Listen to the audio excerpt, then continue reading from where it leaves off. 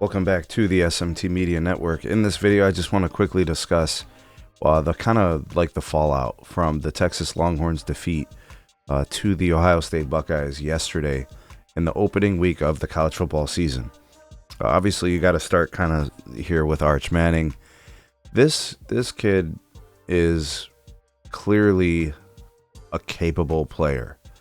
I don't think anybody's really questioning whether or not he was, supposed to be or not supposed to be on the field on Saturday against the number 3 ranked Ohio State Buckeyes, defending champion and incredibly equipped defensive team in the Ohio State Buckeyes.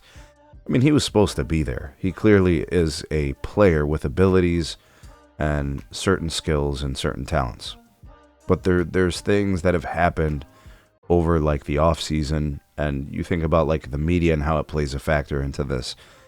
The media always tends to do this. They take a player who has a pedigree, and by pedigree, I'm literally talking about a family lineage of players.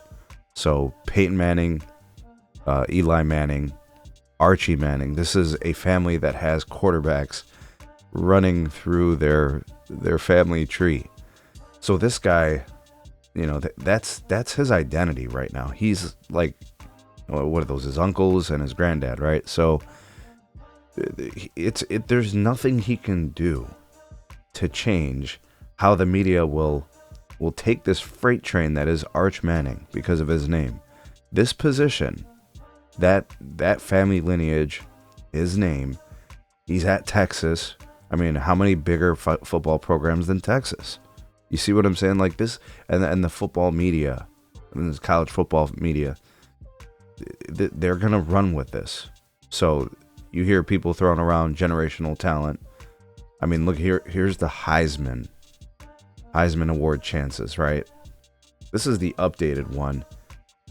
This I think Arch Manning, or no, was this? Yeah, this is the updated one. Arch Manning led the pack before the game started. He was the number 1 most likely favorite to win the Heisman. To show you the money flow into the betting odds for him to win the Heisman. But I say all that to kind of say this: your players that you see on this list are all worth considerations. They're all great. They're fantastic. But what I think this kind of reinforces is that people got to pump the damn brakes on some of these players. People have to stop trying to turn players into things that they're not. Wanting them to be certain things so badly because what it would do for the story. Like Arch Manning is a story. His persona is bigger than his abilities at this moment in time. There's a mismatch. There's a discrepancy. If I'm talking about just yesterday's games, Cade Klubnik was better.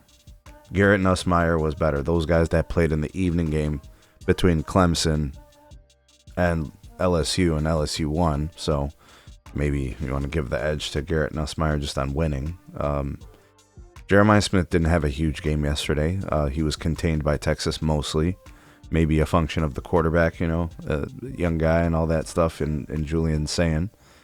But guys have moved around in this Heisman thing, but it's not to say that we know how the story goes, so Arch Manning can get back to a Heisman favorite.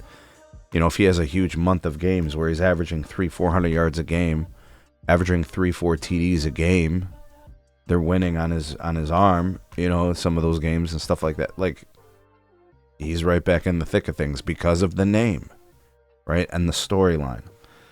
So, people throwing around generational talent, Heisman favorite, and all those things. There's a disconnect between where he is currently and what they think he could be or what they want him to be. I'm here, just kind of ready to watch the games and see what he does as a player. But this is a media freight train. And unfortunately for those media members that push in the narrative and the fans who are pushing the narratives, who are really getting behind this train, teams like the Ohio State Buckeyes are going to humble players like that.